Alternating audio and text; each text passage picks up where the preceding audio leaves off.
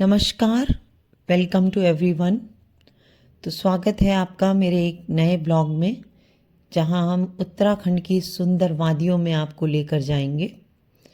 और इन वादियों में हम आपको एक पुरानी परंपरा के दर्शन कराने का प्रयास कर रहे हैं। और ये है परंपरा जो है उत्तराखंड के गांव में होती है। रायरी गांव में हो रहा है इस टाइम चक्रव्यूह का प्रदर्शन। और ये सुंदर रायरी गांव जो कि पहाड़ों में बसा हुआ है। और ये जो दृश्य आप देख रहे हैं, ये गांव के बच्चे, ये दृश्य पूरा चक्रव्यूह की रचना की गई है। और उसमें महाभारत की उस घटना को दिखाने का प्रयास किया गया है जिसमें अभिमन्यु ने चक्रव्यूह भेदने की कोशिश की थी। बहुत ही सुंदर प्रयास किया गया है और हम आभारी हैं। मैं आभारी हूँ अजय रौथान जी का, जिन्होंने रायरी गांव में जाकर इसे हमारे लिए लेकर आए हैं। और अब ये पूरे चक्रव्यूह का आपको अंदर से दर्शन चक्रव्यूह बनाया उसके दर्शन कराता हूँ किस तरह से इसका पूरा स्ट्रक्चर ये खड़ा प्रथम द्वार सिंधराज जयद्रथ। इसी द्वार पे अब देखो कितना कॉम्प्लेक्स स्ट्रक्चर है। ऐसे लगेगा कि ये तृतीय द्वार यहाँ पे दिख रहा है, लेकिन यहाँ नहीं जा सकते एकदम से। षष्ठम द्वार, पंचम द्वार बगल में दिख रहे हैं, लेकिन ऐसे नहीं जा सकते। इसको ऐसे जाना है। अब हम ऐसे जा रहे हैं। अब देखो ये जो दोनों तरफ कपड़े लग रखे हैं ना, ये बेसिकली सेनाएं हैं। तो इन सेनाओं के बीच से जाना है। और इसमें इतना कन्फ्यूजन है कि आपको लगेगा अरे मैं तो वहाँ पहुँच गया हूँ अंदर, लेकिन बहुत मुश्किल है ये। क्यों? क्योंकि देखो अभी ये बिल्कुल इतना जाने के बाद वापस शुरू पे आ गया, जहाँ से ऑलमोस्ट अंदर गया था। ठीक है ना। और ये है सेकंड द्वार जहाँ पे गुरु द्रोण खड़े थे। अब देखो ये सेकंड अंदर आ गया है, लेकिन यहाँ पे बाहर एक लेयर सेना की बाहर भी खड़ी है। तो उसको लगेगा कि वो बाहर है, वो अंदर है मतलब। ठीक है ना। अब देखो क्या होगा।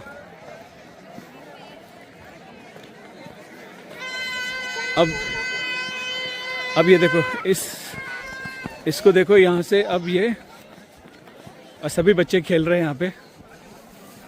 और अब यहाँ से इतना पूरा घूम के कहाँ आएगा तृतीय द्वार? कहाँ पे आएगा? जहाँ पे वो बिल्कुल शुरू। अब जैसे प्रैक्टिकली देखो तो तृतीय द्वार मतलब उसके अंदर जाना चाहिए ना। और यहाँ चाचा जी भी हैं, जय जी भी हैं। घूमने पूरे में, हाँ वही घुमा रहा हूँ मैं। अब ये देखो तृतीय द्वार में अंगराज करनी है। अब ऐसे तो अब वो देखो ऐसा लग रहा है जैसे बाहर आ गया, मतलब द्वितीय के बाद तृतीय में बाहर आ गया वो बाहर, क्योंकि उसको सिर्फ बाहर एक वो दिख रहा है। तो अब ये इतना कंफ्यूजन है यहाँ पे। और जो हमारे यहाँ के गांव वालों ने सब में, सके चाचा हो गए, हमारा दीपू हो गया और बाकी सब भी हो गए, इतना अच्छा किया उन्होंने। मतलब इतना अच्छा डांस। अब जो मैंने डांस की वीडियोस डाले उनको देखो इसके साथ, तो पता चलेगा कि अरे वाह कितना मुश्किल काम था। अब हमने तृतीय द्वार क्रॉस किया और ये देखो अभी हम बाहर वाले लेयर पे हैं। ठीक है ना। तो सडनली मतलब आप अंदर से बाहर आ गए हो, आपको समझ नहीं आ रहा कि आप अंदर गए हो या बाहर गए हो। और अभी लेकिन यहाँ पे सडनली सामने दिखता है सप्तम द्वार सीधा, लेकिन उससे पहले वहाँ नहीं जा सकते। उससे पहले चतुर्थ द्वार यहाँ पे कृपाचार्य जी खड़े थे। तो कृपाचार्य जी अब आपको रोक रहे हैं। उनसे लड़ने के बाद आप अंदर आए।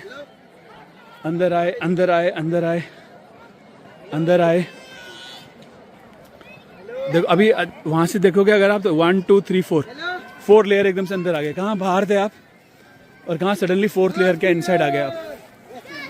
ठीक है। और ये सब्सक्राइब नहीं, ये नॉर्मल वीडियो है बट हेलो कर दो। हाँ ठीक है ना। ये पंचम द्वार में आ गए हैं जहाँ अश्वत्थामा खड़ा था, और बिल्कुल बगल में है देखो उसके अंदर के। बट सडनली यहाँ से घूम के फिर आप बाहर निकल गए, और ये बाहर निकल गए। तो मतलब अंदर से अब आपको इतना कंफ्यूजन है कि लग रहा है कि अरे मैं तो और बाहर जा रहा हूँ। अब आया सष्टम द्वार, भूरिश्रवा था यहाँ पे। और यहाँ से फिर आप देखो, जो बिल्कुल सेंटर से आप बिल्कुल अभी आप देखोगे कि सेंटर से बिल्कुल दूर हो गया हूँ मैं अभी, है इतना कंफ्यूजन है। तो सोचो कि अंदर आने में इतना कंफ्यूजन है, सबको हराने के बाद बाहर जाने में भी वही कंफ्यूजन रहा होगा, और इसीलिए बहुत टफ हो जाता है। और अब आप आए यहाँ पे सप्तम द्वार, जहाँ पे दुर्योधन एवं शल्य का रोल प्ले कर रहा था हमारा दीपू। यहाँ पे जाके फिर उन्होंने इसको मारा, अभिमन्यु को मारा। अब देखो यहाँ से फिर बाहर निकलने का कॉम्प्लेक्स, फिर से हम बाहर निकलेंगे यहाँ से। टाइम कितना लगेगा वो भी देखो।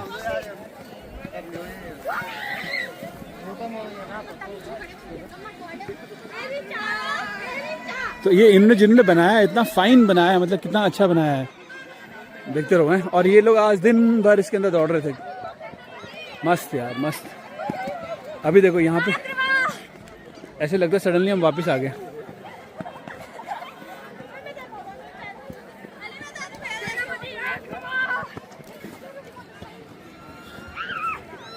ये देखो, चलो मेरी हेल्प करने के लिए मैं यहाँ से बाहर आ जाता हूँ। नहीं दिखाता हूँ, मैं पूरा दिखाता हूँ। आक्रमण, चलो चलो, हाँ यहीं से मैं बाहर आ जाता हूँ। चलो हो गया, ज़्यादा मुझे लग रहा है मैं फंस गया चक्रव्यूह में। चलो इतना ही बस।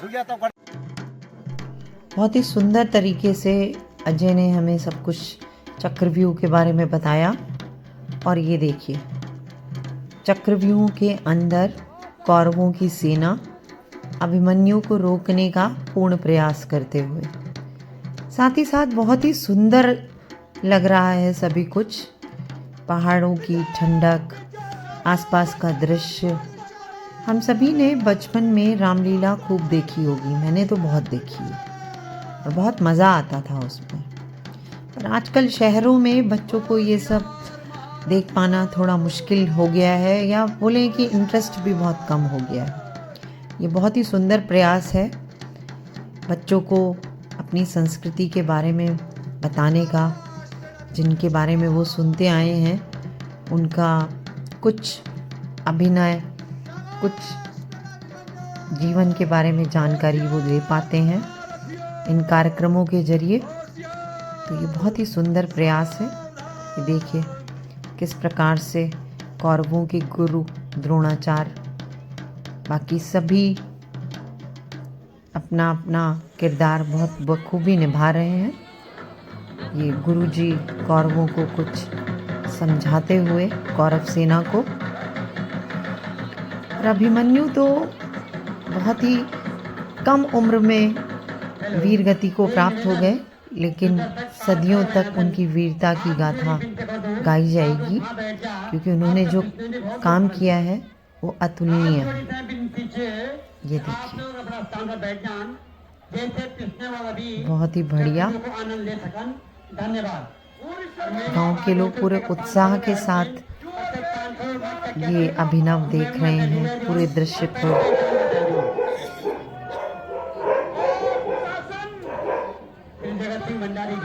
इंस्पेक्टर आईटीबीपी स्टेशन, मैं आपको हार्दिक अभिनंदन और स्वागत कर दूं, आपने प्रणाम कर दूं। धन्यवाद।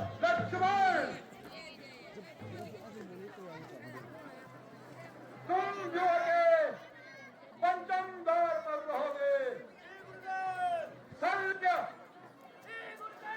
तुम युवा के सष्टम द्वार पर सहायक रहोगे। तो देखा आपने किस प्रकार से सुंदर दृश्यों के द्वारा पूरा चक्रव्यूह दिखाया गया है। अब आपको ले चलते हैं हम पांडु नाच, जिसे कहते हैं पांडव नृत्य।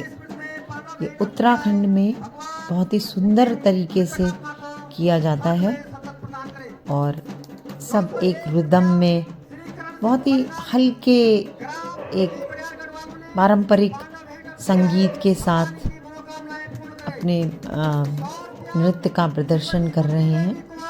आप इनकी वेशभूषा पर नज़र डालिए, बहुत ही सुंदर लग रही है इनकी वेशभूषा।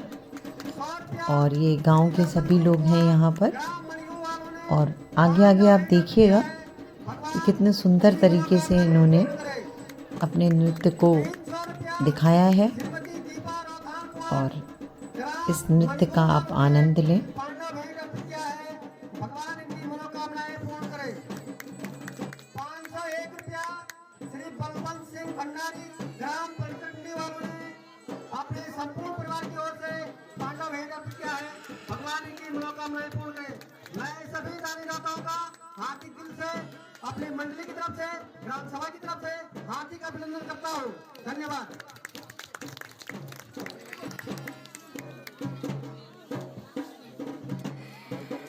मैंने बुला रहे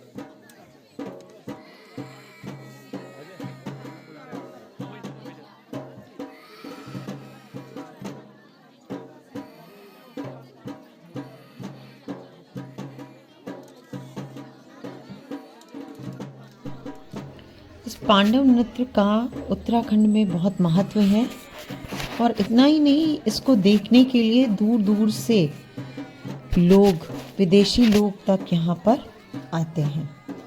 ऐसा माना जाता है कि पांडवों ने युद्ध के बाद अपने हथियार यहीं पर उत्तराखंड में ही छोड़ दिए थे, इसीलिए पांडवों की पूजा अर्चना और नृत्य का आयोजन किया जाता है।